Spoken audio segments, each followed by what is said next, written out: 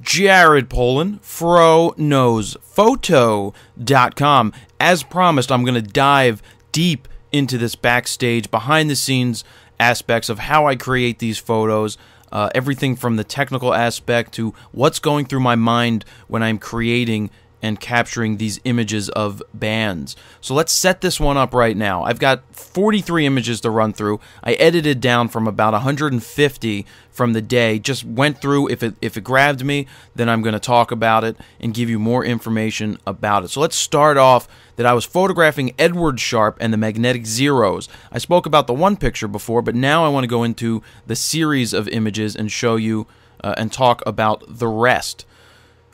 I showed up at 11 o'clock, and long story short is didn't meet up with the band till 4. I waited around. A big part of the of this type of photography is being very patient.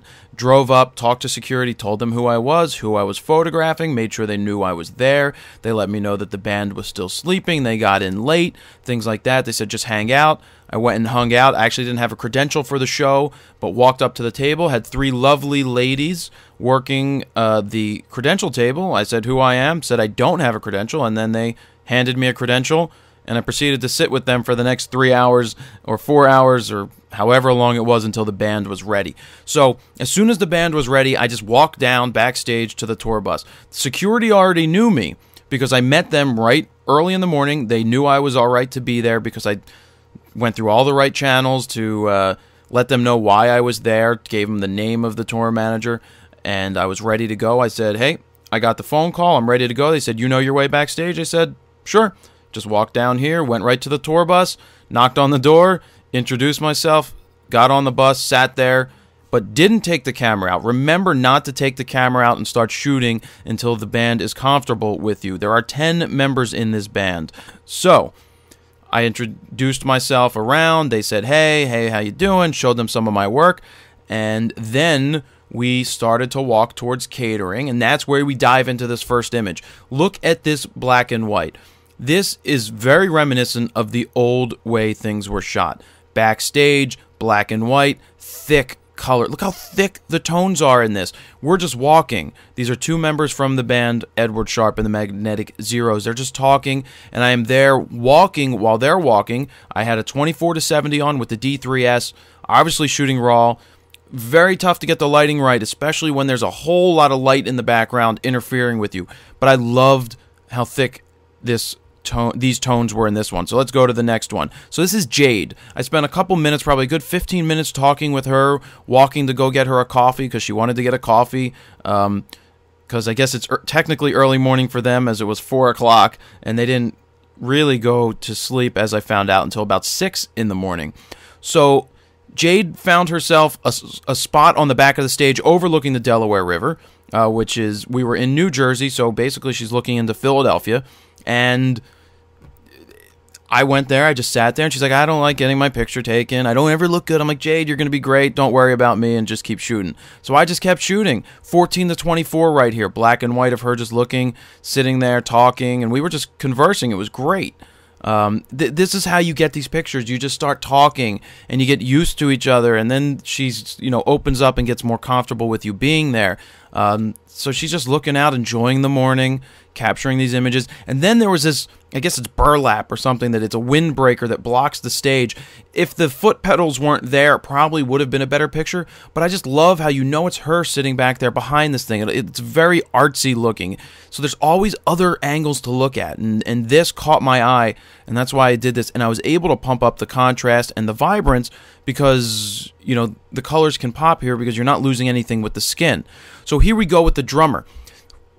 I do this often. There are 3 objects in this photo that are out of focus, leading you into the center where he is practicing his drums. You've got the front thing in the bottom corner, just the bottom of this photo. It's a case that I used to blow out of focus. There's a case on the right-hand side, and then there's a case on the left-hand side. All of this is drawing me into this image. So that's what I'm looking at. I'm looking at ways that I could use objects to draw me into the image to add more dimension. And then the black and white just lent itself so well to this image. I'm shooting in manual exposure here because the background lighting from the stage. You know, there was no stage light because it's during the day, but the background lights are just throwing everything. The daylight is throwing everything off. That's why I had to switch to manual and then make everything great in the raw file. I want to talk a little bit about getting it right in the camera. Get the image right in the camera. You have a raw file to tweak. You know, capture the image first. Without the image, you're not going to have anything to work with. Next shot. This is the one I spoke about a lot. Alex walking up on stage. I prepared for this. I pre-visualized him walking up to the stage, and when he finally did, I was ready to go. 70 to 200, 2.8 version 2, continuous focus, locked in on his eyes. I had a really fast shutter speed because I went with a higher ISO because I knew I wanted to freeze him. Just love the motion. Even though it's frozen, you can feel the motion. Look at the scarf moving. Look at the way his hips are moving. It's just a motion. And his eyes, and then the Battleship New Jersey in the background is just a really sweet image. This is Backstage. This is the stuff that you get that other people don't get. So they were having a band get-together before, and I just said, well, I debated, and then I grabbed the fisheye, put a flash on the camera, said, can I get in here? Slid between one of the guy's legs. I know that sounds bad, but I slid between the legs, looked up, took one picture, saw what I needed to do, quickly manually switched my settings, my shutter speed, and my aperture so that it wouldn't be blown out. Took another one, got out of there. I know it's a very cliche picture, but there's 10 members in this band, and the only way to get 10 members in a group shot in a quick fashion is this way. Just did it, they let me do it, and there I go. There's a shot. So now the show has started. There's always other things to look at on stage other than just the guys singing. There's fingers on the pianos, so that's why I always look for objects, other things to photograph, and this is one of them. So now, here we are. I'm shooting from the stage because anybody can shoot from the pit. Now, I know it's not the easiest thing to get in with a bigger band right off the bat, but you can get in with the smaller bands that are coming up and just get them to allow you to shoot on stage as long as you don't get in the way. Remember, do not get in the way of the artists. That's a bad thing. But this gives you more dimension when you are shooting, to shoot out into the crowd but have the artist in the foreground. It at least gives you the feel that there's a ton of people there, opposed to being in the pit and just shooting the guy on stage, which everybody has a million pictures of, and there's 15 people in the pit getting the same picture. So moving on to the next one, Alex is sitting on the monitor just talking. I'm using the 70 to 200, 2.8. None of these are cropped. Look how the framing is. I didn't cut off anything important. His fingers are in, his back is still in, and there's a little bit of headroom, and he's leading his eyes out of the frame. Just nice and blown out. I like a picture like this. Always throw in a wide shot so you can pretty much get the stage. It's always good to be near the drummer because you can still see the artist, you can still see the crowd, and it's always good to get a shot like this. Plus, you always find a lot of interesting things in the bottom of pictures that are hiding there, whether it's the bags or just inanimate objects hiding around stage. It's always cool to see that. So this guy's playing I guess it's a ukulele type thing. I like the angle that I caught. He turned around, I caught him there, and that's why I went with it. And then here, Alex singing, just really feeling the moment, and I'm there backstage, on stage, capturing this, shooting out into the crowd. It just adds more dimension. Remember, we're looking for solid dimension. Framing aspects, I left a lot of headroom. That's something that you could maybe cut down on a little bit, but I don't like putting heads up near the top of the frame. I left room here. Don't forget that if it's going on a cover of a magazine, there's a marquee up top, and it's always good to leave them enough room for what they need to do with the image. Moving on. Two guys in between songs just talking. You know, you got to keep looking at these things. 70 to 200, 2.8. This shot looks solid in black and white. So much better in black and white than color. All right, just the guitar player, just like the angles, just like his look.